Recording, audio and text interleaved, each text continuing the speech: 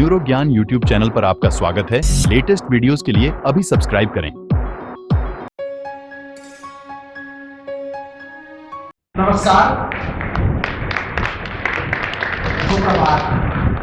मुझे आज बेहद खुशी है इस संस्था में आकर मैं अनुभूत हूँ आप लोगों की इतनी उपस्थिति देखकर, और मैं अत्यंत प्रभावित हूँ इस संस्था के कार्यों के बारे में आज पहली बार जानकर।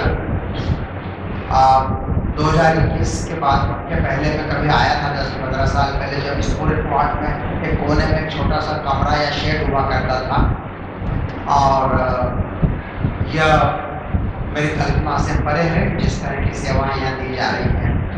बंधु संजय लोटे का आभार, और इस संस्था के तमाम पदाधिकारियों का आभार कि आपने आज ये मुझे अवसर दिया यहाँ पर आने का और आपसे कुछ बातें साझा करने का, शेयर करने का।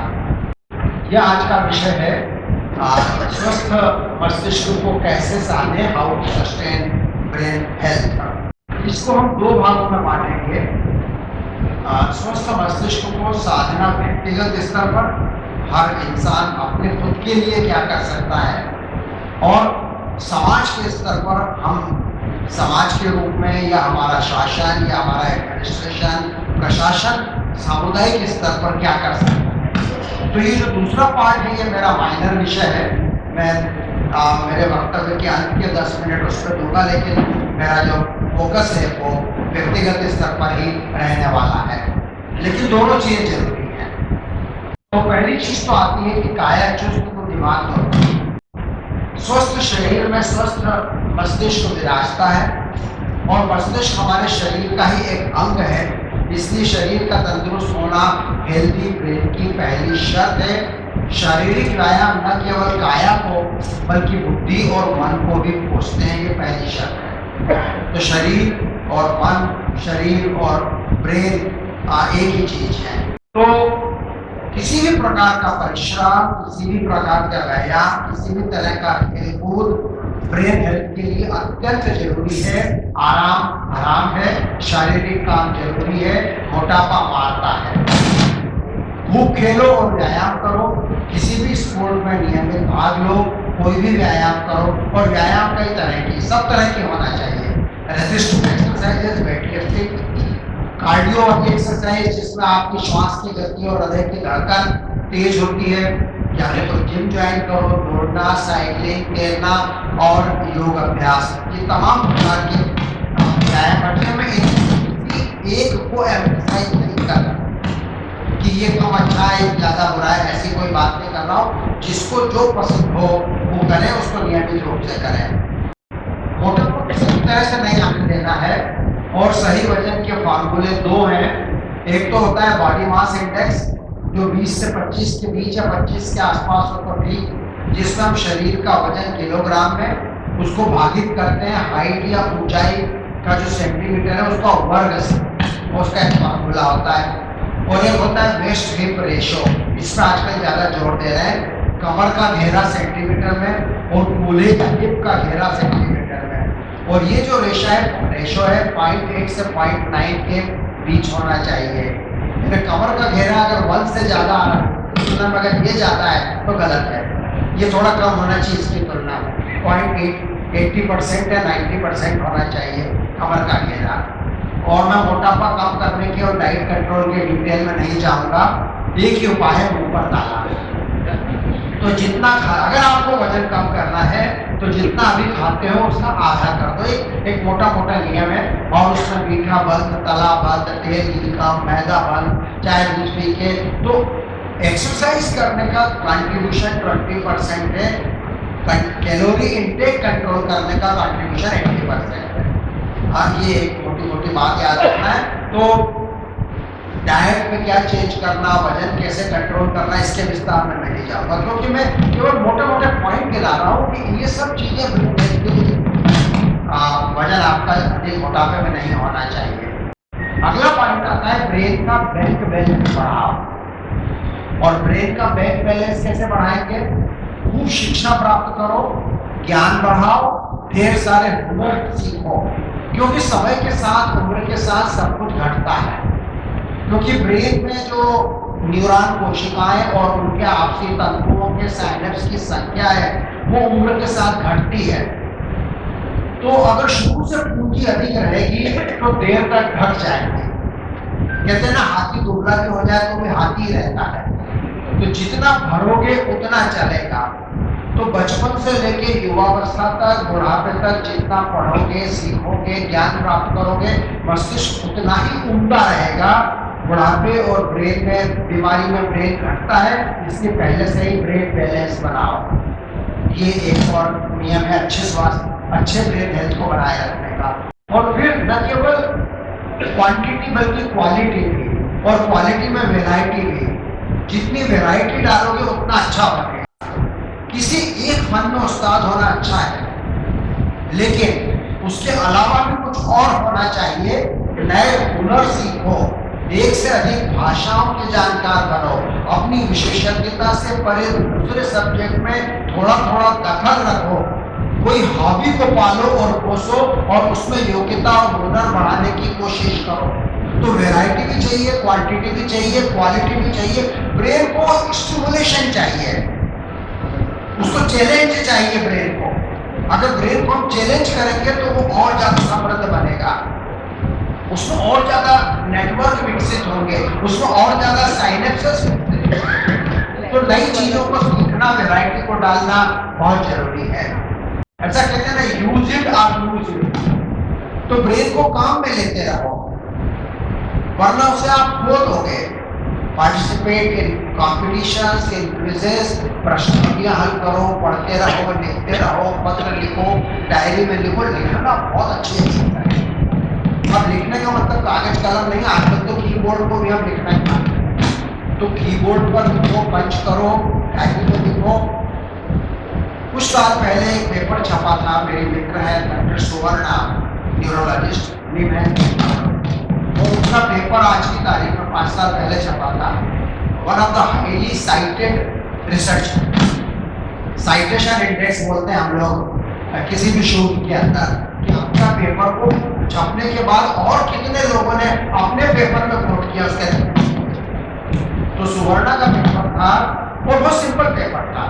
उन्होंने, उनके पास एक बहुत बड़ा फॉलोअप है अल्जाइमर रोग का, डिमेंशिया के मरीजों का, जिनको वृद्धावस्था में बुद्धि क्षय होने लगता है। सैकड़ों मरीजों की रजिस्ट्री है उनके पास, और उसमें उन्होंने कई फैक्टर देखे कि किन लोगों में डिमेंशिया ज्यादा था, अधिक तीव्रता का था। अन्य फैक्टर्स के अलावा एक फैक्टर जो उन्होंने उस पेपर में रेखांकित किया, एक से अधिक भाषा आती थी, उनमें अल्जाइमर रोग 4 से 5 साल बाद की उम्र में विकसित। So the average age of onset of dementia was 5 years later in those who were bilingual and multilingual as compared to monolingual. तो जिनको एक ही भाषा आती थी उनमें 70 साल की एज के आसपास डिमेंशिया होना चालू हो गया था। जिनको एक से अधिक भाषाएं आती थी उनको 75 साल की उम्र के बाद डिमेंशिया की थोड़ी बहुत शुरुआत हुई। इसीलिए नई भाषा और नई लिपि सीखने के ऊपर जोर दिया जाता है, ब्रेन के बैलेंस को बनाए रखने के लिए। काम ज्यादा करने से कोई बीमार नहीं होता। काम को रुचि के साथ करो, काम को बेहतर तरीके से करो। दिमाग को जितना चलाओगे उतना चलेगा, जितना काम में लेते रहोगे उतना चलेगा। जैसे आलस से और अधिक आराम से शरीर कमजोर होता है, वैसे ही मस्तिष्क के काम न करने से उसकी हुनर कम हो जाती है। एक बात मैं यहाँ पे कहूँगा ब्रेन की एक्सरसाइज के बारे में। ब्रेन की एक्सरसाइज कई तरह की होती है, शब्द पहेलियाँ, क्रॉसवर्ड पजल, सुडोकू। इनकी उपयोगिता सीख, इनकी उपयोगिता सीख नुकसान तो नहीं करती। आपको अगर मजा आता है तो जरूर करो, एंजॉय करो, सुडोकू या क्रॉसवर्ड या कोई सी भी चीज।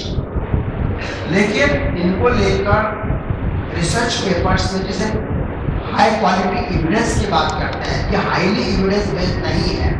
आप उस पर्टिकुलर एक्सरसाइज में निष्णात हो जाओगे, लेकिन क्या उसका जनरलाइजेशन होगा, क्या उसका व्यापकीकरण होगा, प्रोबेबली नहीं। बाकी बुद्धि, बाकी स्मृति बहुत अच्छी हो जाए, इस बात की गारंटी नहीं है कि आपने कितनी क्रॉसवर्ड करी, कितने सोचे। आप उस पर्टिकुलर एक्सरसाइज माइनर शायद कोई फर्क पड़े तो पड़े। इसके बाद हम आते हैं ब्रेन की ब्लड सप्लाई। शरीर के समस्त अंगों के साथ साथ मस्तिष्क में भी खून का पर्याप्त बहाव उसके स्वास्थ्य के लिए जरूरी है।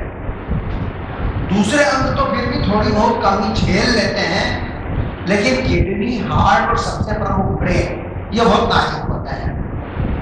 और समस्त अंगों की ब्लड सप्लाई में कमी ना आने पाए, इसके लिए बहुत जरूरी है कि आपका ब्लड प्रेशर कंट्रोल रहे। ब्लड प्रेशर का की उपेक्षा करना, उसका ठीक से इलाज न करना, उसका ठीक से मॉनिटरिंग न करना, ब्लड शुगर का मॉनिटरिंग नहीं करना, उसको कंट्रोल में रखना, रक्त में कोलेस्ट्रॉल और अन्य लिपिड्स की मात्राओं का मॉनिटरिंग करना, उसको न बढ़ने देना, ये सब धीरे धीरे धीरे हमारे शरीर की रक्त वाहिनियों में एथेरोस्क्लेरोसिस को बढ़ाते हैं। एथेरोस्क्लेरोसिस मतलब रक्त वाहिनियों के अंदर नसा की लिपिड की लेयर जमा होती है और नलियां धीरे धीरे सीखने लगती हैं। जब कोई बड़ी नली में क्लॉट आता है तब तो लकवा होता है, लेकिन उसके बिना भी माइक्रो सर्कुलेशन के लेवल पर, छोटी छोटी रक्त वाहिकाओं के लेवल पर भी संक्रमण आता है, जो वास्कुलर डिमेंशिया का कारण बनता है। ऐसा डिमेंशिया जो अल्जाइमर रोग नहीं है, लेकिन चूंकि ब्रेन की ब्लड सप्लाई माइक्रो सर्कुलेशन के लेवल पर, सूक्ष्म रक्त प्रवाह के लेवल पर कम हो रही है। क्यों? क्योंकि ये जो वैस्कुलर डिजीजेस हैं, जिसको हम वैस्कुलर हेल्थ बोलते हैं, हमारे रक्त वाहिनियों का स्वास्थ्य, हमारे शरीर की रक्त वाहिनियां हमारे नगर की सीवरेज लाइन्स के समान है। तो जैसे सीवर की लाइन्स में या नर्मदा की पाइपलाइन का अगर रखरखाव ना हो और उनके अंदर गाद जमा होने के लिए, उस गाद को जमा होने की प्रक्रिया को धीमा करने के लिए ये फिजिकल हेल्थ जरूरी है, व्यायाम जरूरी है, ब्लड प्रेशर, शुगर, कोलेस्ट्रॉल, इन सब का कंट्रोल जरूरी है। तो वास्कुलर डिमेंशिया हमारे देश में बहुत कॉमन है, बल्कि अल्जाइमर डिमेंशिया से ज्यादा कॉमन वास्कुलर डिमेंशिया है। चाहे लगने का अटैक आया हो चाहे ना आया हो, वेस्कुलर ब्लड सप्लाई कम होने के कारण ब्रेन पावर लोगों की कम होती है। कई प्रकार के नशों से दूर रहना है। धूम्रपान और तंबाकू का किसी भी रूप में उपयोग पूरे शरीर के लिए और खास तौर से मस्तिष्क के लिए अत्यंत घातक है। शराब हर हाल में बुरी है, उसकी थोड़ी सी मात्रा का यदा कदा सेवन भी मन और मस्तिष्क और काया के लिए नुकसानदायक है। भांग और अन्य सभी प्रकार के नशे दिमाग की कार्य प्रणाली पर स्थायी बुरा असर डालते हैं, तो सभी प्रकार के नशों से बचना है। आहार शुद्ध सत्व शुद्धि है, ये हमारे यहाँ कहा गया है। शुद्ध भोजन से मन मस्तिष्क का भी स्वरूप शुद्ध रहता है। हेल्दी फूड का सेवन करें, संतुलित आहार लें, नमक की आदत कम ही होना चाहिए, चाहे ब्लड प्रेशर ना हो तो भी। बढ़ने लगा है तब तो आपको वाकई में कम करना पड़ेगा। मीठे की आदत कम ही होना चाहिए, डायबिटीज नहीं हो तो भी। कार्बोहाइड्रेट हम हिंदुस्तानियों के भोजन में जरा ज्यादा ही रहता है प्रपोर्शन में, और प्रोटीन हमारे भोजन में तुलनात्मक रूप से कम रहता है, खासतौर से यदि हम शाकाहारी हैं। ऊपर से अगर हम वीगन बन गए, हमने दूध और डेयरी प्रोडक्ट भी बंद कर दिए, तो हमारा प्रोटीन इंटेक और भी आशंका बढ़ जाती है। और इस तरह के वेजिटेरियन लोगों में रक्त में विटामिन B12 की मात्रा भी कम होने लगती है, और B12 की कमी का बौद्धिक कामों से संबंध देखा गया है। तो समय समय पे हम अपने मरीजों में रक्त में B12 की मात्रा का भी परीक्षण करेंगे, और यदि वो सामान्य से कम मिलती है तो हम उसे इंजेक्शन के रूप में, न कि टेबलेट के रूप में, कई बार टेबलेट एब्जॉर्ब भी होती है, तो इंजेक्शन के रूप में हम B12 देना प्रेफर करते हैं। हमारे भोजन में रेशा या फाइबर पर्याप्त मात्रा। तो ये कुछ जनरल प्रिंसिपल्स हैं। शाकाहार तुलनात्मक रूप से अधिक होना चाहिए, लेकिन मैं स्वयं शाकाहारी हूँ, लेकिन मैं स्वीकार करूंगा कि एनिमल ऑरिजिन के फूड के कुछ फायदे हैं जो शाकाहार में शायद कम मिलते हैं। When I say animal origin food, it includes milk and dairy products. They are all animal origin foods. तो ठीक है, गनीमत है कि हम में से अधिकांश शाकाहारी मिल्क प्रोडक्ट ले लेते हैं, तो हमारी पूर्ति कुछ हद तक हो जाती है। फल और सब्जियां अधिक होना चाहिए, सेचुरेटेड फैट कम होना चाहिए, घी वगैरह तला हुआ बंद होना चाहिए, मैदा कम होना चाहिए, और प्रोसेस्ड फूड कम होना चाहिए। इसीलिए कहते हैं घर का ज्यादा खाओ, बाहर का कम खाओ। लोग मुझसे पूछते हैं कि क्या कोई खास फूड है, कुछ पेपर आए थे हमारे जर्नल्स में, मेडिटेरेनियन फूड ब्रेन हेल्थ के लिए अच्छा है, हार्ट के लिए अच्छा है। ठीक है, उसमें थोड़ा सच है। मेडिटेरेनियन फूड क्या होता है? मेडिटेरेनियन समुद्र है दुनिया के नक्शे पे, उस समुद्र के उत्तर में यूरोप है, उसके दक्षिण में अफ्रीका है, उन दोनों के बीच में ये समुद्र है, मेडिटेरेनियन समुद्र। और खास तौर से जो यूनान है, लेबनान है, तुर्की है, इटली का दक्षिणी हिस्सा है, फ्रांस का दक्षिणी हिस्सा है, उत्तरी अफ्रीका के देश हैं, इन देशों में जो फूड चलता है उसको मेडिटेरेनियन फूड बोलते हैं। और मेडिटेरेनियन फूड में वही सब चीजें जिनकी की चर्चा अभी हम कर रहे थे।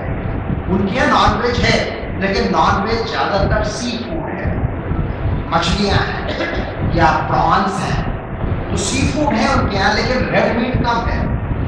तो जिसको हम मटन या बीफ बोलते हैं वो उनके भोजन में कम है।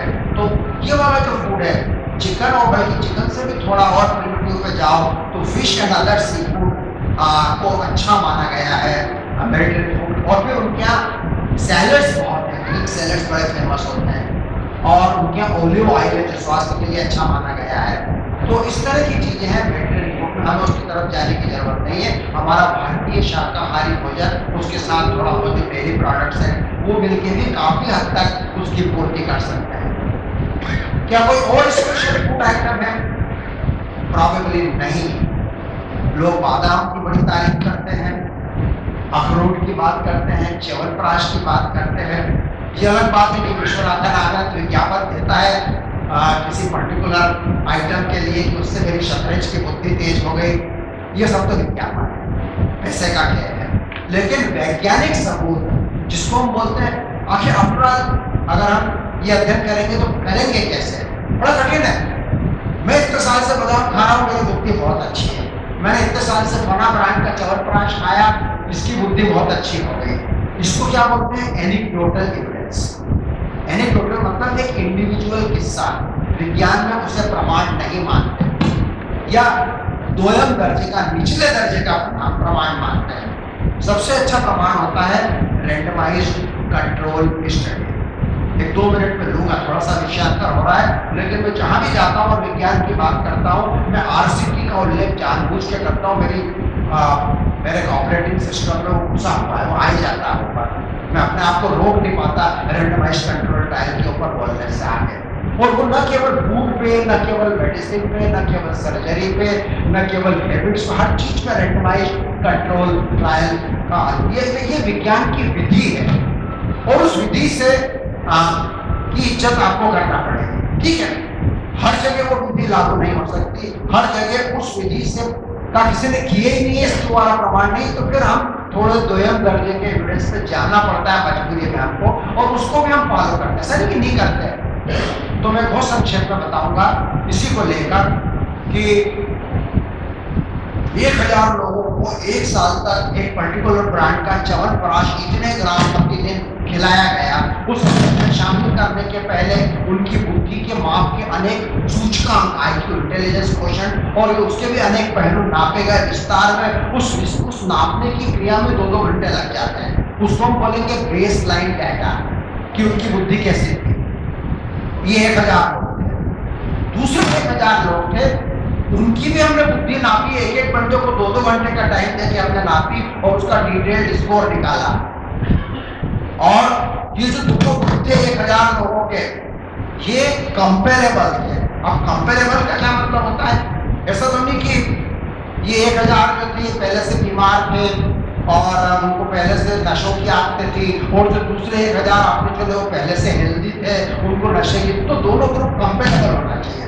उनकी औसत उम्र में, उनके लिंग अनुपात में, उनके शरीर के वजन के अनुपात में, उनके नशे की आदतों के अनुपात में, उनमें से कितनों को हार्ट डिसीज पहले से थी, कितनों को कोलेस्ट्रॉल पहले से था, ये दोनों ग्रुप कंपेरेबल होना चाहिए अध्ययन शुरू करने के पहले।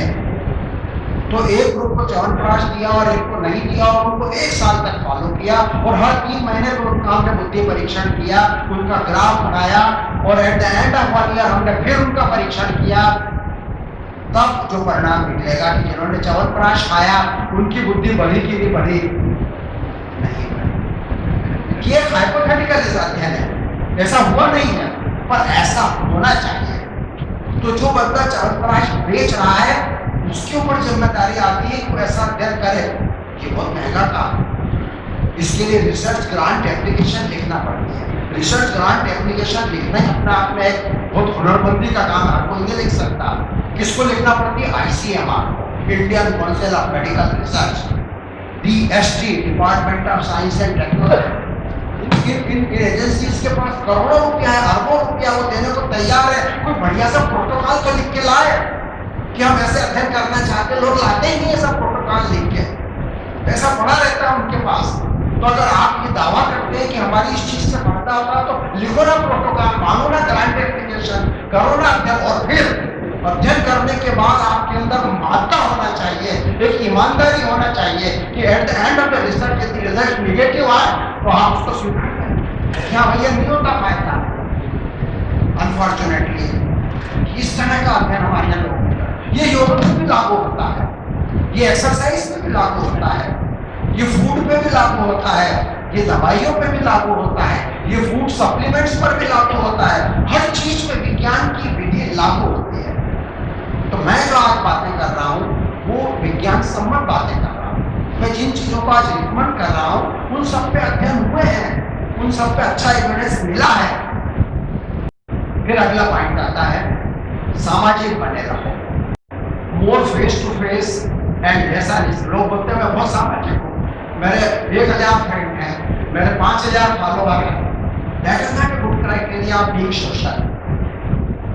तो मोर फेस टू फेस मित्र बनाओ, बातें करो, मिले जुलो। अकेलापन खराब है। Those who are isolated, self centred, introvert, उनके ब्रेन हेल्थ में प्रॉब्लम आ सकती है। एकल सुरे मत करो, गप्पे मारो, सत्संग में चर्चा करो, परिवार और मित्रों के साथ समय गुजारो, अच्छी संगत रखो, बच्चों और युवाओं के साथ रहो, अपने से कम उम्र के मित्रों के साथ बिताया समय मन मस्तिष्क तो try to different younger people. अपने से अधिक बुद्धिमान और निम्न से मित्रता करने की कोशिश करो। ट्राई करो कि यार ये बंदा बहुत स्मार्ट है, काश मैं इसका मित्र बन पाऊं। हो सकता है उसमें आपको कुछ अच्छा मिले। प्रतिस्पर्धा से इंसान सीखता है, कॉम्पीट करो अच्छा करने की। उसमें वो ईर्ष्या वाली भावना नहीं होना चाहिए कि मेरी कमी उसकी कमी से ज्यादा सफेद, उसकी क्यों ज्यादा सफेद। लेकिन एक प्रतिस्पर्धा की भावना हो कि हाँ मुझे भी उसके जैसा अच्छा करना है। परिवार को साथ हो, परिवार फ्री है। पारिवारिक प्रेम और सौहार्द और सहारे के बिना स्वस्थ मस्तिष्क संभव नहीं है। ये भी एक बहुत महत्वपूर्ण चीज है। तो नई बुरी आदतें जो विकसित हुई हैं, ढेर सारा स्क्रीन टाइम और ढेर सारा सिटिंग टाइम। ये मैंने एक कार्टून देखा था, वो लाना थी मेरे को स्लाइड, नीरजा की बहुत प्रिय स्लाइड है मेरी वाइफ की, कि एक कुर्सी रखी है, उस पर ढेर सारे आइटम रखे हैं। शराब है, सिगरेट है, नशे है, अनहेल्दी फूड है। और लोगों से पूछते हैं इसमें से सबसे खराब, कोई सिगरेट को बोलता है, कोई शराब को बोलता है, कोई अनहेल्दी फूड को बोलता है। लेकिन करके वो हटाते जाते हैं उस इमेज से। सब खत्म हो गई, अकेली कुर्सी बची, फिर बोल रहा सबसे खराब ये है कुर्सी। वो स्लाइड में दिखाना चाहता है। तो जितना आप बैठे मैंने आप 24 घंटे में आप कितना समय सिटिंग गुजारते हैं, 20 दिन में खड़े हो जाओ। वहां पर मेरा ओपीडी 8 घंटे चलता था एमआई में, तो मैं क्या करता था, मैं भी एक ही होता है जहाँ पेशेंट को काउच पे जाके लेटाता था, भले जरूरत नहीं हो, मैं उसको कुर्सी पे बैठा के उसके डायग्नोसिस बना के नुस्खा लिख सकता था। पर उतना जा भैया लेट वहाँ पे, तो उस बहाने मेरे को खड़े होकर उसको एग्जामिन करना पड़ेगा। तो ये मूवमेंट आपको करते रहना पड़ता है कुर्सी पे बैठने के समय को हटाने के लिए। तो ये जो मैं बात कर रहा हूँ सामाजिकता की, नेटवर्क की, मित्रता की, उसकी बड़ी साम्य है, उसकी बड़ी उपमा है ब्रेन के साथ, न्यूरो के साथ। और चूंकि मैं न्यूरोलॉजिस्ट हूँ इसलिए मैं अगली स्लाइड में बड़ा गर्व करता हूँ। और वो गर्व इस बात पे है कि ये जो न्यूरो प्रत्यय है, इसके जितने ज्यादा कॉम्बिनेशन बनते हैं उतने और किसी के नहीं बनते हैं। और किसी मतलब जैसे यहाँ मैंने लिखा है neuro anatomy, neuro pathology, neuro pharmacology, neuro trauma, neuro science, neuro aesthetics, ये ह्यूमैनिटीज के सब्जेक्ट हो गए। Neuro politics, neuro psycholinguistics, neuro culture, neuro humanities. और मैं ये जो प्रत्यय बना रहा हूँ न्यूरो के साथ में, ये झूठ के प्रत्यय नहीं है। ये तमाम चीजें, neuro philosophy, neuro sociology, neuro theology, ये जो ह्यूमैनिटीज के भी ग्रुप है इतने, और किसी के साथ, कार्डियो के साथ, गैस्ट्रो के साथ, रेस्पिरेटरी के साथ, आप उनके साथ जोड़ के देख लो, बनाने की कोशिश कर लो, बनते ही नहीं है। और ये जो बनते हैं इनके पीछे, यानी इनमें से प्रत्येक की अंतरराष्ट्रीय संस्थाएं हैं, इनमें से प्रत्येक की जर्नल्स निकलती। मान लीजिए यहाँ पर मैंने न्यूरो लिंग्विस्टिक्स लिखा। अब लिंग्विस्टिक्स भाषा विज्ञान का एक अलग विषय है और न्यूरोलॉजी अलग विषय है, लेकिन न्यूरो लिंग्विस्टिक्स की जर्नल निकलती है, न्यूरो लिंग्विस्टिक्स की एनुअल कॉन्फ्रेंस होती है इन सब की। तो ये बड़े वैलिड अंग हैं। और कुछ मैं कहाँ से आ रहा हूँ, थोड़ा सा मैं शुरू किया था कि हमको सामाजिक बने रहना है, तो न्यूरो भी तो देखो कितना सामाजिक है। और उस तुलना को मैं और नीचे लाऊंगा कि why the neurophysics is like that, because humans are social animals and brain is the seat of socialization. Hence no wonder neuro is so fond of making affiliations which are cross disciplinary and interdisciplinary. और इसका message ये है कि हमें जो मित्रताएं ढूंढनी है, हमें अपने प्रोफेशन के बाहर के ढूंढनी है। तो मैं डॉक्टर हूँ, न्यूरोलॉजिस्ट हूँ, मेरे सारे फ्रेंड न्यूरोलॉजिस्ट है, ठीक है, बहुत बड़ी बात है, पर मेरे फ्रेंड डॉक्टरों के अलावा भी होनी चाहिए। इसीलिए मैं ये जो कुछ सोशल संस्थाएं होती हैं, रोटरी अलायंस जैसी, उनको मैं 1+ पॉइंट देता हूँ कि कम से कम वो हमको मौका देती हैं हमारे प्रोफेशन से बाहर मित्रता बनाने की। नहीं तो हम हमारे खोज में, हमारे ग्रुप के अंदर घुसे रहते हैं।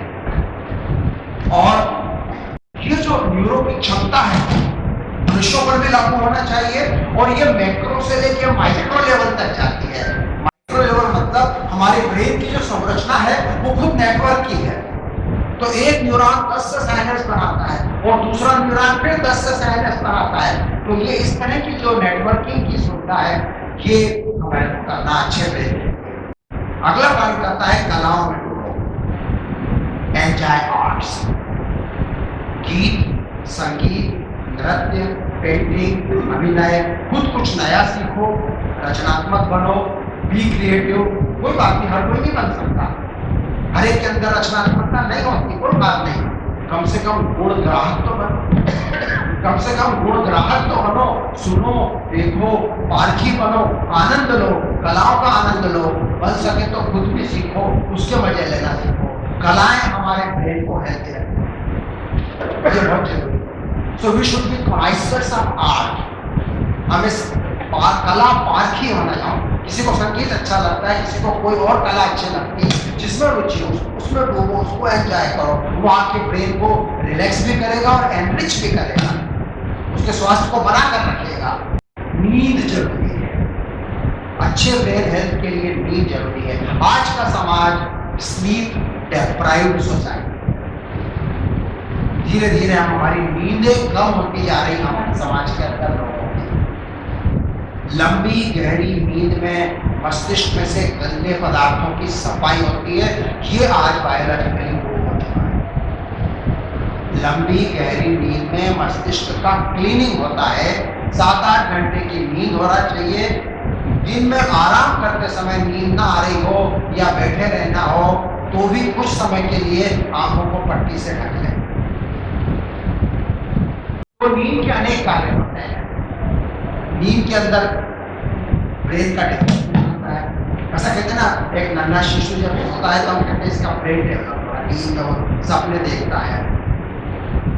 नींद के दौरान हमारे साइनेप्सिस की प्लास्टिसिटी बढ़ती है, हमारा मेंटल हेल्थ अच्छा होता है, कंसोलिडेशन ऑफ मेमोरीज होता है नींद के अंदर, हमारी स्मृतियों का सुदृढ़ीकरण गहरी नींद के अंदर होता है। नींद के अंदर हमारे मेटाबॉलिक फंक्शंस अच्छे होते हैं और कैंसर की रोकथाम होती है। हमारा इम्यून सिस्टम अच्छा मजबूत रहने के लिए पर्याप्त नींद होना बहुत जरूरी है। तो नींद हमारे दिमाग में झाड़ू पोछे का काम करती है, गंदगी की सफाई का काम करती है। और इसके लिए एक नया शब्द पिछले 10 सालों में निकला है, ग्लिम्फेटिक। आप में से जो बायोलॉजी में पढ़े हुए लोग उन्होंने लिम्फेटिक का नाम सुना होगा। तो लिम्फेटिक्स जो होते हैं हमारे टिश्यू, एक तो आर्टरीज होती हैं, वेन्स होती हैं, कैपिलरीज होती हैं और उनके अलावा लिम्फेटिक होती है। तो इंटरस्टिशियल टिश्यू में से जो फ्लूइड होता है उसका ड्रेनेज का काम लिम्फेटिक करती है। ऐसा मानते थे ब्रेन एनाटॉमी में आज से 10-20 साल पहले, 10 साल पहले तक कि ब्रेन में लिम्फेटिक नहीं होती। एनाटॉमी की कोई भी पुरानी बुक उठा के पढ़ लो, उसमें मिलेगा शरीर के सब अंगों में लिम्फेटिक होते हैं, ब्रेन में लिम्फेटिक नहीं होते हैं। और ब्रेन में मालूम पड़ा लिम्फेटिक होता है। तो ये जो लिम्फेटिक होते हैं ये फ्लूइड चैनल होती हैं जो कि ग्लाया नाम की कोशिकाओं से मिल के बनती हैं और वो ब्रेन के ब्रेस्ट को ड्रेन करके ब्लड वेसल तक ले जाती है। और नींद में ये ज्यादा ओपन होती है, एक्टिव रहती है। जब हम जागरूक रहते हैं तो चैनल क्लोज हो जाता है, का काम नींद के अंदर होता है। तो ये एक स्टडी करी थी आंख बंद करने को लेके, एमआरआई की, फंक्शनल एमआरआई की, कि कुछ हेल्थी वॉलंटियर्स को एमआरआई मशीन पर लिटा दिया और कुछ ऐसे थे जिनको जब एमआरआई में लिटाते हैं ना तो वहाँ ऊपर एक स्क्रीन आता है जिसका आपको कुछ सीन दिखता रहता है। एमआरआई में आजकल सुविधा होती है एक स्क्रीन देने की, आप लेटे लेटे पर्दे पे कुछ दृश्य देख रहे हैं और आपके ब्रेन का फोटो खींचा जा रहा है और फिर वो फोटो बंद हो गया, कुछ लाइट भी बंद कर दी, आपकी आंखों पर पट्टी बंद कर दी, फिर आपका एमआरआई रिपीट करा। तो ब्रेन के कौन से हिस्से और कितने हिस्से मेटाबॉलिकली एक्टिव थे दोनों परिस्थितियों में। तो जब आंख बंद की, कुछ भी नहीं देख रहे थे, तो ब्रेन तुलनात्मक शांत था, आराम कर रहा था। दरअसल में देखा जाए तो आंखों से जो गुजरता है वो केवल ऑक्सीपिटल लोब तक नहीं जाता, बल्कि ऑक्सीपिटल लोब के आगे पैराइटल और टेम्पोरल लोब के भी बहुत सारे खंडों को वो दैदीप्यमान कर देता है, एक्टिव कर देता है मेटाबॉलिकली। इसीलिए कहते हैं आंख रोक तो पहाड़ रोक। आंख बंद है तो आपके ब्रेन को आराम मिलता है। तो नींद भी जरूरी है और नहीं मिल रही है तो मैं जो विधि खाता हूँ, जब मैं कम्यूट करता हूँ कार में या हम ड्राइव जाता हूँ, मैं तो ड्राइव भी करता, तो मैं इस तरह की पट्टी अपनी आंखों के ऊपर बांध देता हूँ। नींद तो नहीं आती लेकिन ब्रेन को आराम मिलता है। हो सकता है मैं कुछ सोच रहा हूँ उस दौरान में, अंदर भी सोच रहा होगा। भ्रमण करो, ब्रेन के स्वास्थ्य के लिए टूरिस्ट होना जरूरी है। यह आपके ब्रेन को स्वस्थ बना के रखेगा। सैलानी बनो, प्रकृति के पास जाओ, प्रकृति में रहो, ट्रैकिंग करो, नई जगह देखो, नए लोगों से मिलो, नए मित्र बनाओ। हरियाली, नदी, पहाड़, जंगल, nature is rejuvenating for brain. ये बहुत जरूरी है मस्तिष्क के स्वास्थ्य के लिए। मस्तिष्क के अधिक भागों को सक्रिय रखना, इसके ऊपर रिसर्च कम हुई है पर मुझे ये पॉइंट ठीक ठाक लगा। यदि आप दाहिने हाथ से काम करते हैं, ज्यादातर लोग राइट हैंडर होते हैं, रोज कोई एक काम या 10 मिनट का काम सोचो मैं इसको लेफ्ट हैंड से करूं, प्रैक्टिस करो। उससे क्या होगा, आपका जो अपोजिट हेमिस्फीयर वो एक्टिव होगा। जब हम राइट हैंड से काम करते हैं तो हमारा बायां गोलार्ध काम करता है ब्रेन का। अगर आप राइट हैंड से कुछ काम करने की आदत डालेंगे कि मेरे को ये सब्जी काटना है चाकू से, मैं इसको लेफ्ट हैंड से काटूंगी और राइट हैंड से व्यंजन को पकड़ूंगी और चाकू लेफ्ट हैंड पर रखूंगी, ठीक है, अपनी उंगली को बचाना, लेकिन कोशिश करो कुछ काम कर। लेफ्ट हैंड से लिखने के अभ्यास करो केवल प्रैक्टिस के लिए, उससे आपके ब्रेन को स्टिमुलेशन मिलता है। दूसरे बात है एक और चीज है, 5 मिनट 10 मिनट के लिए कोई छोटा सा काम आंख पे पट्टी बांध के करो, तो उससे जो आपका प्रोप्रियोसेप्टिव सिस्टम, नहीं तो आप आंख से देख के करते हो, हाँ ठीक है, पर आप कोई काम आप आंख बंद करके कर रहे हो तो आपके ब्रेन के जो दूसरे भाग है उनको एक्टिविटी ज्यादा मिलेगी। तो प्रोप्रियोसेप्टिव का मतलब होता है अगर मैं आंख बंद करूँ तो मुझे पता है कि इस समय मेरा दाहिना हाथ कितने कोण से ऊपर उठा हुआ है, मेरी मुट्ठी बंधी हुई या नहीं खुली हुई। आंख बंद करके भी मुझे मालूम पड़ रहा है क्योंकि यहाँ से जो तंत्रिकाएं हैं, नर्व्स हैं, वो मेरे ब्रेन को सूचना दे रही है। इस सूचना देने वाले तंत्र का नाम है प्रोप्रियोसेप्टिव सिस्टम। तो आंख बंद करके उस सिस्टम को करते हो, ब्रेन के वो भाग ज्यादा एक्टिव हो जाते हैं। इन सब चीजों से नए साइनस बनते हैं और जो बने हुए साइनस वो ज्यादा सुदृढ़ होते हैं। इस तरह से हमारा ब्रेन हेल्थ देखो होता है। तो ये 2 छोटी सी एक्सरसाइज है, अगर आप हैंडर है तो कुछ काम राइट हैंड से करिए एंड वाइस वर्सा। और कुछ की एक्सरसाइज कुछ दिनों बाद उस एक्सरसाइज को चेंज कर दो, आंख से बंद कर दें, just for the sake of fun. इसका साइंटिफिक एविडेंस है कि नहीं, मैंने इसको रिसर्च नहीं किया, मैंने इसका रिव्यू ऑफ लिटरेचर नहीं किया है, करूंगा तो बताऊंगा, शेयर करूंगा कि इसके ऊपर कुछ डाटा है कि नहीं एविडेंस बेस्ड को लेकर। दिमाग यानी मन या माइंड भी ब्रेन में ही रहता है। मन प्रसन्न तो मस्तिष्क भी दुरुस्त, दिमाग स्वस्थ तो मन भी चंगा। दोनों का ये टू वे ट्रैफिक है। यदि हमारा शरीर और ब्रेन अच्छा है तो हमारा मन अच्छा होगा, यदि हमारा मन खराब है तो हमारा शरीर और ब्रेन भी खराब होगा। ये टू वे ट्रैफिक है। तो स्वस्थ ब्रेन पाने के लिए हमें स्वस्थ मन भी रखना पड़ेगा। पर क्या करें, मन काम के भी तो करेगी, कोई और मन कोई और चीज तो है नहीं।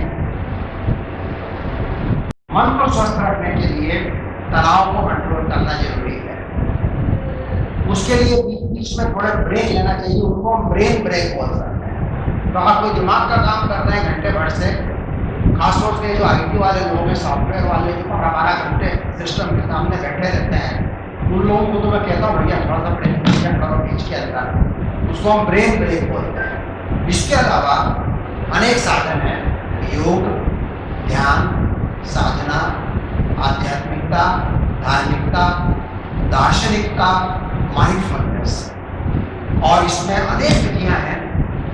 सभी विधियां अच्छी हैं और इन सब विधियों के लिए रेंडमाइज्ड कंट्रोल ट्रायल हुए हैं। तो मैं विश्वास के साथ कहूंगा कि तमाम विधियां विज्ञान सम्मत हैं, लेकिन इतनी अच्छे अध्ययन नहीं जितने आइडियली होना चाहिए। तो जब भी कोई अध्ययन होता है तो उसका उस रिसर्च पेपर को पढ़ के उसका विश्लेषण करने की एक योग्यता होती है, होना चाहिए वैज्ञानिकों में। उस योग्यता को बोलते हैं क्रिटिकल अप्रेजल। तो अगर मैंने योग के फायदों के बारे में एक अध्ययन पढ़ा जिसमें कि उन्होंने बताया कि हमने इतने कैंडिडेट लिए, आधों को योगा कराया, आधों को नहीं कराया, हमारे ये आउटकम मेजर मतलब हमारे आकलन करने के मेजर्स क्या है जिनके आधार पर हम तुलना करेंगे, बड़े अच्छे से डिस्क्राइब किया। लेकिन एक साइंटिस्ट के रूप में मुझे उस पेपर को पढ़ के उसका क्रिटिकल अप्रेजल करते आना चाहिए, तो मैंने किया है। ऐसे पेपर हैं लेकिन उतनी अच्छी क्वालिटी के नहीं जितने की होना चाहिए, और ज्यादा जरूरत है उस क्षेत्र में काम करने। कैसी जरूरत है? नंबर ऑफ सब्जेक्ट, आपने कितने लोगों का ध्यान लिया। उन्होंने कहा हमने 10 लोगों को योगा कराया, 10 मिनट, 10 कोई नंबर होता है, 100 होना चाहिए, 1000 होना चाहिए। एक तो नंबर ऑफ सब्जेक्ट कितने हैं, दूसरा होता है ड्यूरेशन फॉलो अप। हमने योगा कराया और 1 महीने बाद उनका हमने असेस करा, 1 महीना का टाइम होता है, आपको साल भर तक करना पड़ेगा। हमने उनका अध्ययन किया और उसमें 2% का डिफरेंस पाया। ये बताओ कि 2% का डिफरेंस स्टैटिस्टिकली सिग्निफिकेंट है कि नहीं, उसकी पी वैल्यू कितनी है। तो ये क्राइटेरिया होते हैं क्रिटिकल अप्रेजल के, वो लगाना पड़ेंगे हमको इन सब पे, योग, ध्यान, साधना, आध्यात्मिकता, धार्मिकता, दार्शनिकता, माइंडफुलनेस पे। पर मैं इनको खारिज नहीं कर रहा हूँ, मैं इनको सपोर्ट कर रहा हूँ, मैं इनको एंडोर्स कर रहा हूँ। यस दे आर गुड, और जिसको जो भाई जिसको जितना करना हो करे, इससे फायदा ही होगा, नुकसान तो कतई नहीं होगा, और मन को अच्छा लगता है। और इन तमाम प्रक्रियाओं का एक तो मूल मंत्र है, वो है मन को वर्तमान समय में इसी स्थान पर अपनी काया के विभिन्न अंगों पर और अपने श्वास पर केंद्रित करना। ये उनकी बेसिक प्रेमाइस होती है तमाम विधियों की, जिसको बोलते हैं कि जो भी है यही पल है, कर ले आज जो, आगे भी जाने न तो पीछे भी जाने न तो, जो साहिर जी लिख रहे हैं महान गीत के अंदर। तो हियर एंड नाउ, इस स्थान पर इस क्षण में अपने आप को केंद्रित करना था। पावर ऑफ नाउ जो एरिक टोले ने किताब लिखी, बहुत लोगों ने लिखा है इसके ऊपर, और ये तमाम विधियां उसी सिद्धांत पर काम करती हैं। इसके अलावा कुछ लोगों को भजन कीर्तन पूजा से अच्छा लगता है, उसकी ताकि उसको भी मैं एंडोर्स करता हूँ। तनाव या बहुत जरूरी, पर एक बात बता दूं, थोड़ा बहुत तनाव और स्ट्रेस न केवल अवश्यम भावी है वरन जरूरी और उपयोगी भी है। बिना तनाव के लाइफ नहीं, अवश्यम भावी भी जरूरी भी है। उसके बिना इंसान प्रगति नहीं करता। थोड़ी बहुत महत्वाकांक्षा होना जरूरी है, सपने देखना जरूरी है, उन सपनों को पूरा करने के लिए जद्दोजहद करना जरूरी है। वो जद्दोजहद आपके ब्रेन को बेहतर बनाए कि उसकी लक्ष्मण रेखा कहाँ आती है, उसकी रेड लाइन कहाँ आती है, उसका विमान कहाँ आता है, वो हर एक का अलग अलग होगा। टेंशन की अधिकता ब्रेन के लिए नुकसानदायक है। उसे कम करने के अनेक उपाय हैं जो मैंने अभी गिनाए थे, और इसके अलावा क्लिनिकल साइकोलॉजिस्ट का परामर्श भी कई बार काम होता है। कोई शर्म नहीं करना। यदि हमारे मन में तनाव बहुत ही उलझन है तो अच्छे प्रोफेशनल्स अपने समाज में उपलब्ध है जिनको हम क्लिनिकल साइकोलॉजिस्ट या काउंसलर बोलते हैं, उनकी सेवाओं का उपयोग जरूर लेना चाहिए। मानसिक रोगों का पूरा इलाज करवाओ। डिप्रेशन, एंजाइटी, साइकोसिस जैसे मानसिक रोगों का ब्रेन है से दुतरफा रिश्ता है। जैसे मन और ब्रेन की मैंने दुतरफा रिश्ते की जो साइकेट्रिक डिसीज पर भी लागू है। मस्तिष्क में पैथोलॉजी के कारण साइकेट्रिक डिसीज पैदा होती है और साइकेट्रिक डिसीज के कारण ब्रेन हेल्थ पर नुकसान पहुंचता है। इसके ऊपर भी अध्ययन है कि एक क्लिनिक के पास 1000 डिमेंशिया के पेशेंट का डाटा था। जैसे मैं अपनी फ्रेंड डॉक्टर सुवर्णा की बात कर रहा था, निमेश बेंगलोर में करने वाली, और उसको उन्होंने भाषा वाली बात करी थी कि एक भाषा आती है कि दो। उन्होंने केवल भाषा का अध्ययन थोड़ी किया, उन्होंने और भी बहुत सारे रिस्क फैक्टर पर अध्ययन किया। रिस्क फैक्टर मतलब जोखिम कारक, वे कारक जिनकी उपस्थिति से कोई इस अवस्था होने की आशंका बढ़ जाती है। तो एक तो being monolingual was a risk factor, being hypertensive and diabetes was a risk factor, being depressed was a risk factor. यदि आप लंबे समय से डिप्रेस्ड रहे हैं, आपको डिमेंशिया होने से रिस्क बढ़ जाएगा। तो जरूरी है कि आप साइकियाट्रिस्ट के पास जाके उस अवस्था का इलाज कराएं ताकि आपका ब्रेन हेल्थ अच्छा है। तो डिप्रेशन का इलाज न केवल डिप्रेशन के लिए करवाना है बल्कि ब्रेन हेल्थ के लिए करवाना है। तो मनोरोग विशेषज्ञ का इलाज लंबा चलता है, बहुत भयंकर रखना पड़ता है, पर वो इलाज बहुत जरूरी है। वर्क लाइफ बैलेंस, तो इसको कि वर्क भी जरूरी है और आराम भी जरूरी है। दोनों के मध्य का संतुलन साधना हर व्यक्ति के लिए अलग अलग हो सकता है। तो यहाँ स्टाफ का प्रमुख भाग समाप्त होता है। मैंने कहा ब्रेन हेल्थ व्यक्तिगत स्तर पर और सामाजिक स्तर पर। तो इसके पहले कि मैं सामाजिक स्तर पर चर्चा करूं, मैं आप लोगों से कुछ कमेंट या पूछना चाहूँगा। आज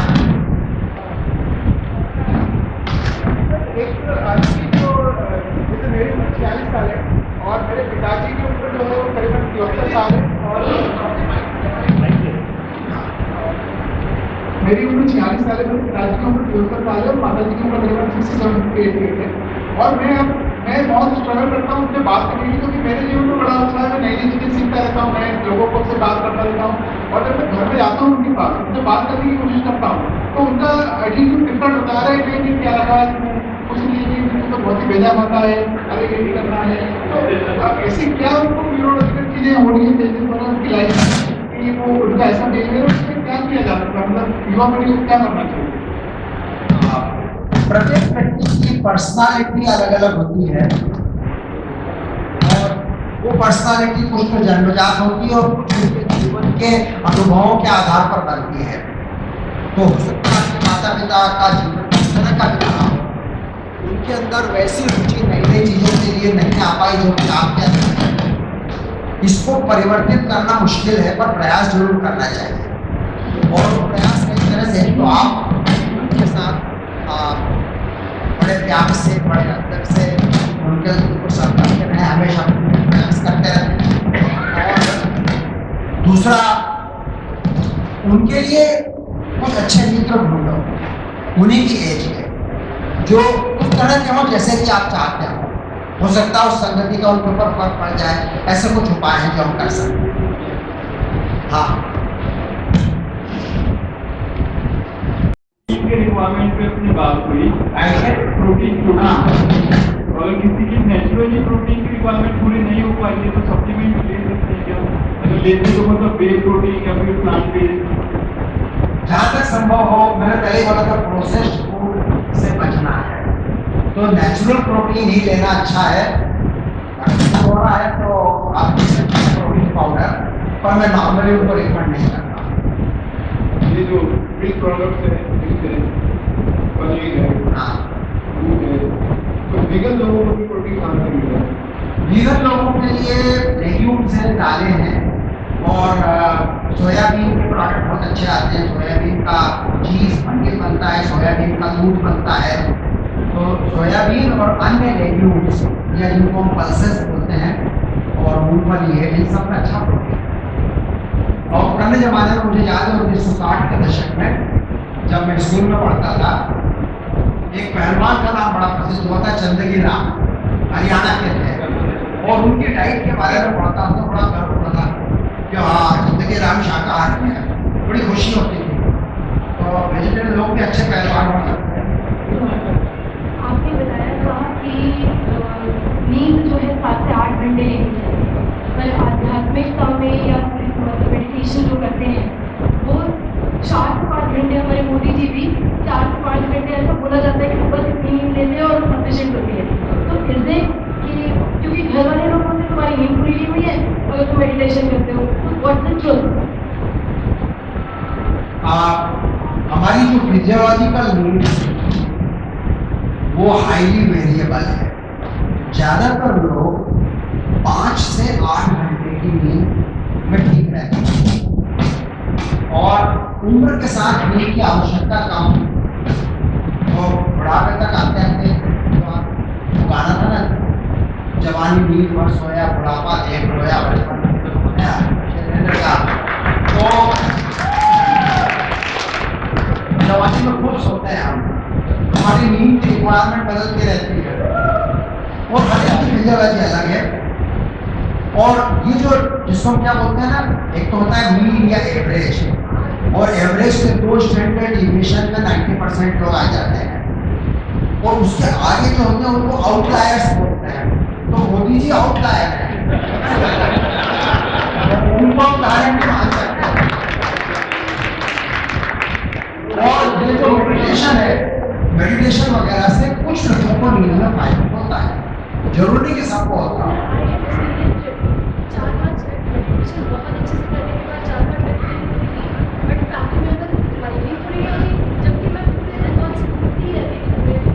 हर एक की रिक्वायरमेंट अलग।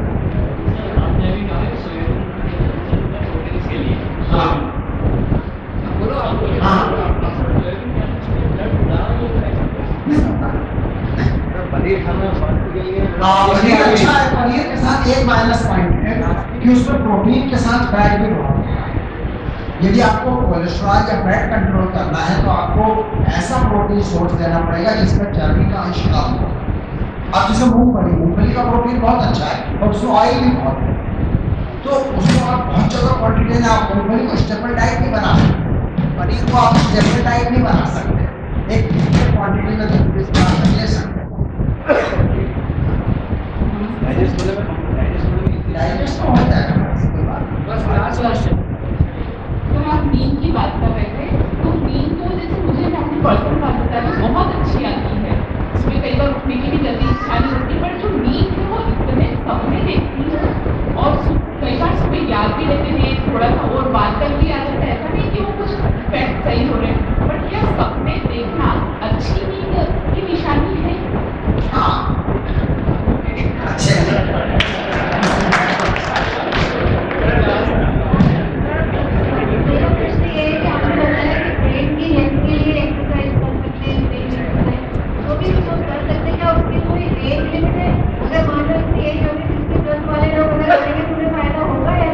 कोई लिमिट नहीं है।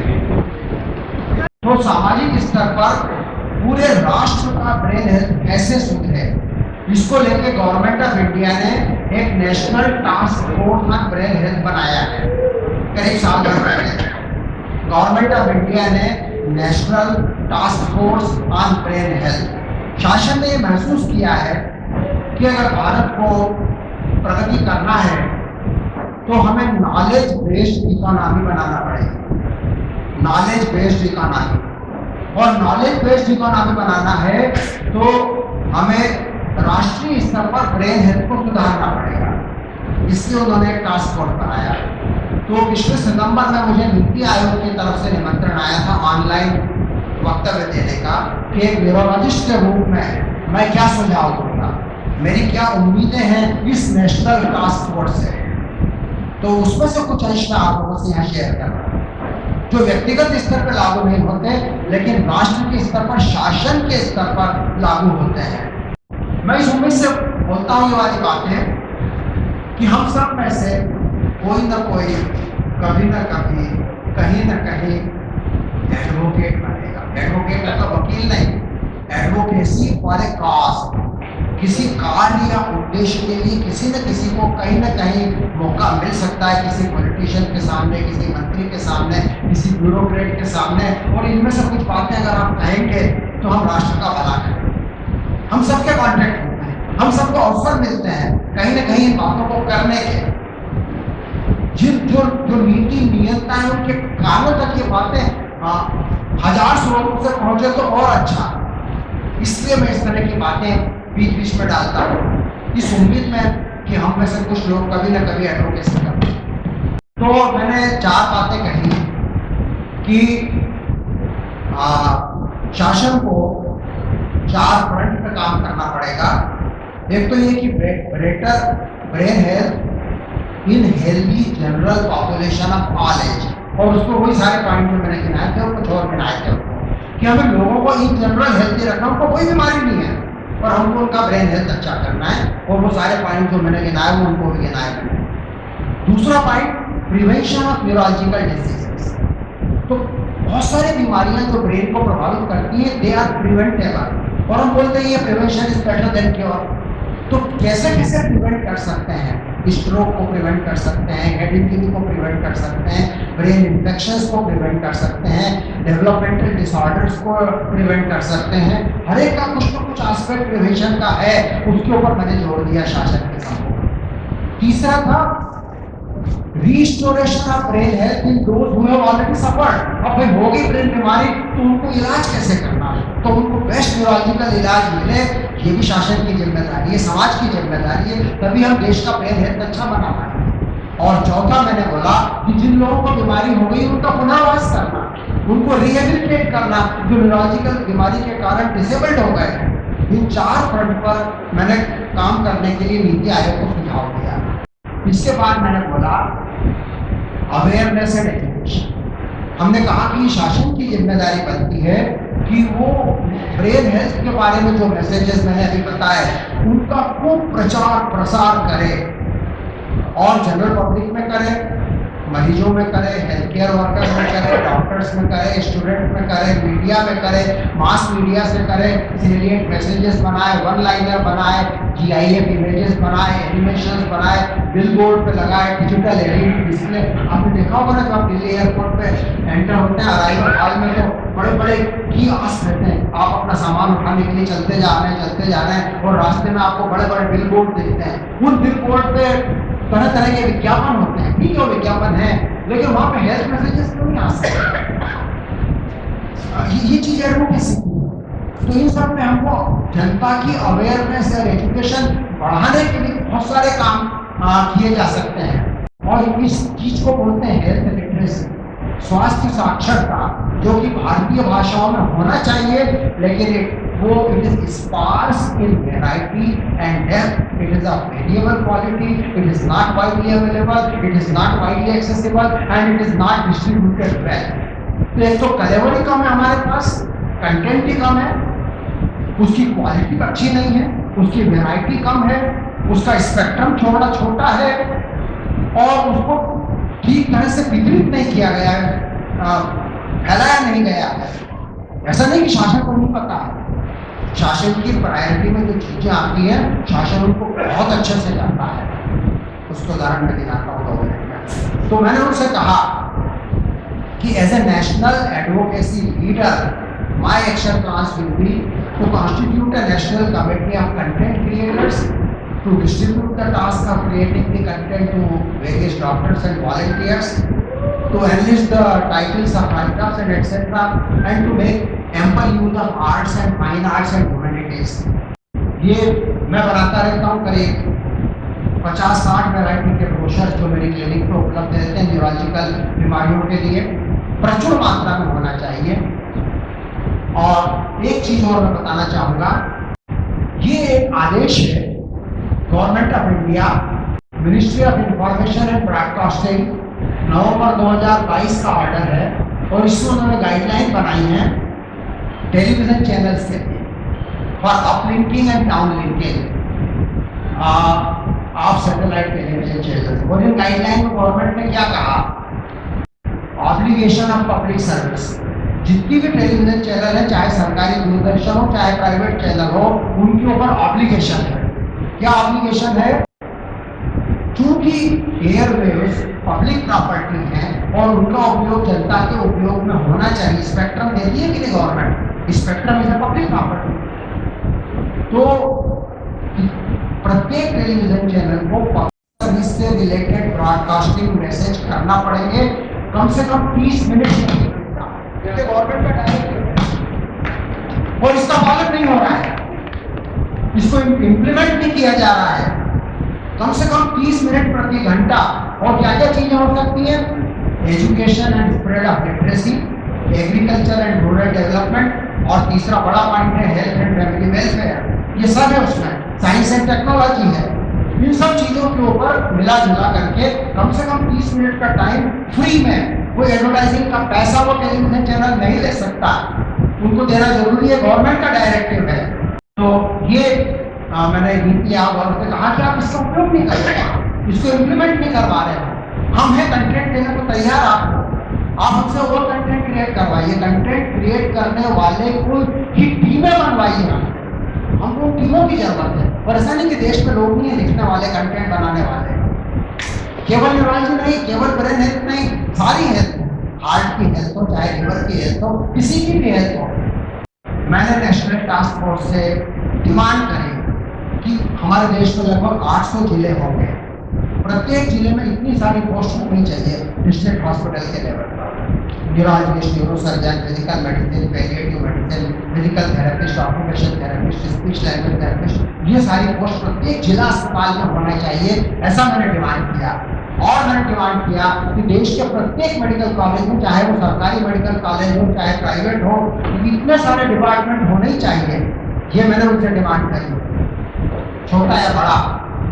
और फिर मैंने डिमांड करी कि हमें गवर्नमेंट को एक नेशनल पॉलिसी बनाना चाहिए, promotion of patient support group. What is patient support group? मरीज सहायता समूह। तो विभिन्न न्यूरोलॉजिकल या कोई सी भी बीमारियों से पीड़ित लोग अपना खुद का संगठन बनाएं, एसोसिएशन बनाएं। इंदौर में है कुछ अच्छे संगठन, कैंसर को लेके हैं, ब्रेस्ट कैंसर सर्वाइवर्स का एक संगठन है, उसका नाम है संगीनी। संगीनी की गतिविधियों के बारे में मैं जानता हूँ क्योंकि मेरी वाइफ भी उसके अंदर एक वॉलंटियर के रूप में योगदान देती है ब्रेस्ट कैंसर सर्वाइवर का। हमने कोशिश करी है इंदौर में अनेक न्यूरोलॉजिकल बीमारियों के संगठन बनाने की, पेशेंट सपोर्ट ग्रुप, इनसे ब्रेन हेल्थ इंप्रूव होगा। पार्किंसनिज्म वालों का ग्रुप, अटेक्सिया वालों का ग्रुप, डिमेंशिया वालों का ग्रुप, मल्टीपल स्क्लेरोसिस वालों का ग्रुप, पेशेंट सपोर्ट ग्रुप। तो गवर्नमेंट ऑफ इंडिया को नेशनल पॉलिसी बनाना चाहिए कि वो इनको सपोर्ट करेगी and all such groups will be treated on the lines of cooperative societies. तो गवर्नमेंट प्रमोट करती है कोऑपरेटिव सोसाइटी, वही नियम इनके ऊपर भी लागू करो, वही बेनिफिट इनको भी दो। ये डिमांड मैंने नीति आयोग से करी और मैंने कहा कि आपके पास 2 डिपार्टमेंट है गवर्नमेंट ऑफ इंडिया के, एक है department of empowerment of persons with disabilities और दूसरा है मिनिस्ट्री ऑफ कोऑपरेटिव सोसाइटी। ये दोनों मिनिस्ट्री मिलके विभिन्न रोगों से पीड़ित मरीजों के संगठनों को प्रमोट करें, आगे बढ़ाएं उनको। ये मैंने शासन से डिमांड किया। एक और डिमांड मैंने करी कि प्रत्येक जिले में शेल्टर्ड वर्कशॉप होना चाहिए। शेल्टर्ड वर्कशॉप विकलांग लोगों के पुनर्वास के काम आते हैं और इसमें उनसे काम करवाते हैं, उनको तनख्वाह देते हैं और उनसे प्रोडक्ट बनवाते हैं छोटे छोटे। तो इसकी कल्पना आप करिए, इंदौर में बहुत अच्छा है ITI, उधर परदेसी कॉलोनी के पीछे की तरफ है, इंडस्ट्रियल ट्रेनिंग इंस्टीट्यूट। प्रत्येक ITI में एक शेल्टर वर्कशॉप एडिशनल बनाई जा सकती है, जहाँ पे आप समाज के लोगों, वहाँ पे क्या होता है, ट्रेनिंग कोर्स चलता है, प्लम्बर का, इलेक्ट्रिशियन का, बहुत सारे ट्रेड है ITI के अंदर। उन्हीं सारे ट्रेड में काम सिखाने के लिए आप विकलांग लोगों को एडमिशन दीजिए, 3 महीने का वर्कशॉप उनको दीजिए, उस 3 महीने में उनको स्टाइपेंड दीजिए, उनसे जो प्रोडक्ट बनेगा उसको समाज में बेचिए। ये इसको शेल्टर वर्कशॉप बोलते हैं। ऐसी शेल्टर वर्कशॉप विदेशों में बहुत देखी है, जहाँ विकलांग लोग जाके बैठ के काम करते हैं। मैं जब हॉलैंड गया था, वहाँ पे मैंने एपिलेप्सी सेंटर पर विजिट किया और वो लोग मुझे एपिलेप्सी के पीड़ित मरीजों की एक शेल्टर वर्कशॉप दिखाने ले गए। वहाँ 150 लोग थे और तरह तरह की शॉप फ्लोर थे। अब शॉप फ्लोर जानते हो ना, फैक्ट्री के अंदर इस जगह ये काम हो रहा है, इस जगह ये काम हो रहा है, शेड के अंदर। तो वहाँ पे जो एपिलेप्सी के मरीज काम करते हैं, उन्होंने मुझे बताया तो था कि सर आप जिस फ्लाइट से आए, KLM की फ्लाइट से एम्स्टर्डम, और उसमें आपको जो खाना मिला और उस खाने में जो आपको कटलरी थी, चाकू और फोर्क और चम्मच, वो जिस तरह से रैप की हुई रखी थी, उसको धोने का और रैप करने का काम हमारे शेल्टर वर्कशॉप के लोग करते थे और KLM वाले उनको पैसा देते हैं उस ट्रे को तैयार करते। इस तरह के काम शेल्टर वर्कशॉप के अंदर कराए जाते हैं। तो गवर्नमेंट ऑफ इंडिया को चाहिए, राज्य शासन को चाहिए कि प्रत्येक जिले के ITI के साथ नजदीक करके एक शेल्टर वर्कशॉप विकलांग लोगों के पुनर्वास के लिए होना चाहिए। तो हम क्या चेंज करना चाहते हैं? To make all stakeholders aware about the huge community burden of neurological diseases. Neurological disease का कम्युनिटी बर्डन बहुत बड़ा है और ट्रीटमेंट और इम्प्लीमेंटेशन में बहुत ज़्यादा गैप है। इस बात की अवेयरनेस समाज में करना है, नीति नियंताओं के दिमाग में करना है ये अवेयरनेस, और जो पीड़ित लोग हैं उनके अंदर भी हमें क्या करना है, to arouse the sense of felt need and desire to change. Unfortunately हमारे समाज में ये फेल्ट नीड कम है। हम बड़ा भाग्यवादी देश है, कर्म फल में विश्वास करते हैं हमारे लोग। अब क्या करेंगे, तो ऐसे में फेल्ट नीड डिमांड होना चाहिए, नहीं ये गलत है, मेरे को इससे बाहर आना है, इससे ऊपर उठना है, डिजायर चेंज, ये जागरूक करना है आपके समाज के अंदर। And to kindle the dormant inherent skills of advocacy in neurologists, every person here। हम सब के अंदर एडवोकेसी की, पैरवी की कुछ तो कुछ स्किल होती है जो सुषुप्त अवस्था में पड़ी रहती है। मैं चाहता हूँ कि वो एडवोकेसी की स्किल हमारे अंदर जागरूक हो, आवाज उठाना सीखें, बोलना सीखें, लिखना सीखें, डिमांड करना सीखें अपने अपने स्तर पर, जैसा हमसे बने, जितना हमसे बने। ये कुछ चीजें हैं जो मैं चाहता था। तो ये बहुत बहुत धन्यवाद आप सबको।